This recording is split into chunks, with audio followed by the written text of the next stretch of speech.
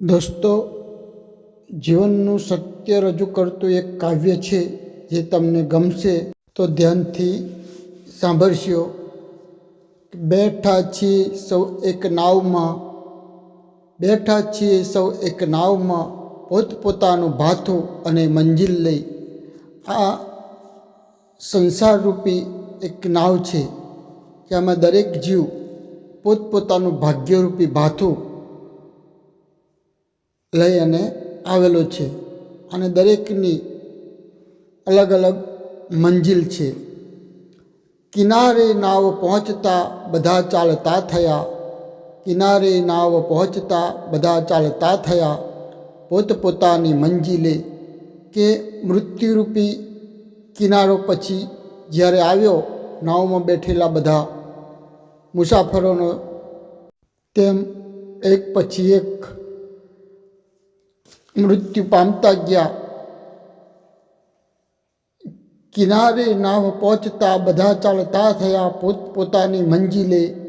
અને હું વિચારતો રહ્યો એકલો, અને હું વિચારતો રહ્યો એકલો, શું મારું કે શું તારું. એ ત્યારે બધા કાકા, મામા, દાદા, ભાઈ, શત્રુ, મિત્ર બધા જે મારી સાથે નાવમાં બેઠા હતા તે એક પછી એક જતા ગયા અને અંતે હું એકલો રહ્યો નાવમાં.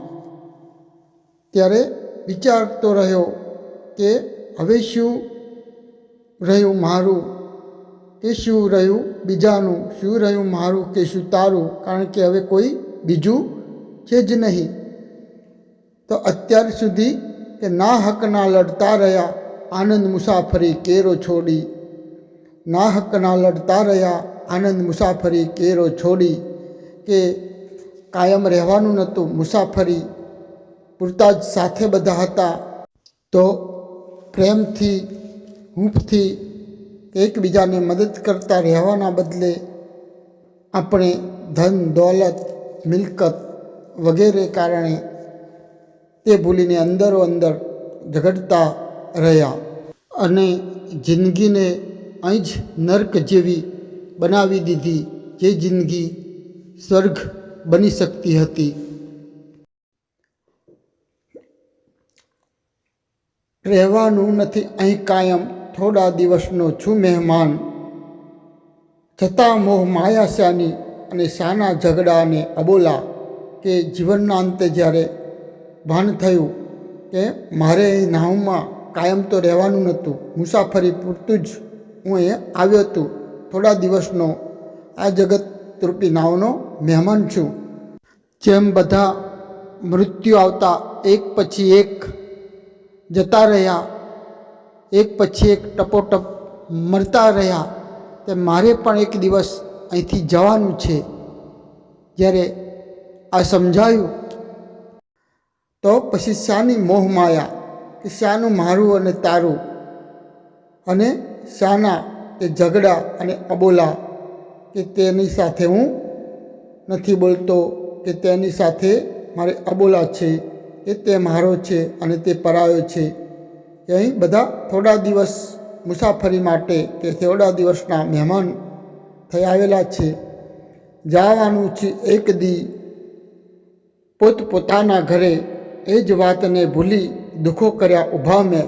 કે આપણે એ સત્યને જાણતા નથી કે બધાને એક દી તો જવાનું જ છે પોતપોતાના ઘરે, એટલે કે નિજધામ, પરમેશ્વરને ત્યાં, પોતાના આત્મ સ્વરૂપમાં.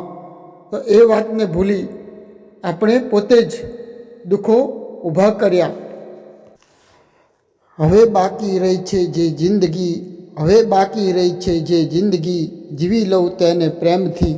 જ્યારે માણસને આ વાતનું ભાન થાય છે કે મેં જ દુઃખો ઊભા કર્યા છે અને પછતાવો થાય છે, ત્યારે તેને સત્યનું ભાન થતાં તે વિચારે છે કે હવે તો જે થયું તે થયું, પણ જે બાકી જિંદગી રહી છે તે જિંદગીને હું પ્રેમથી જીવી લઉં. જે નર્કરૂપી જીવન છે તેને સ્વર્ગ સમૂહ બનાવી લઉં. અંત સમયે જ્યારે નજીક આવે છે ત્યારે બાકીનું જીવન તો હું સુધારી લઉં હવે બાકી રહી છે જે જિંદગી જીવી લઉં તેને પ્રેમથી, લઈ હરિ કેરું નામ, સફર કરી લઉં મુજ કામ. તો બાકી જિંદગીમાં કેવી રીતે જીવવાનું છે? તો પ્રભુનું સ્મરણ, પ્રભુનું નામ લઈ કે સફર કરી લઉં મુજ કામ, કે આ જીવનનું મૂળ લક્ષ્ય છે.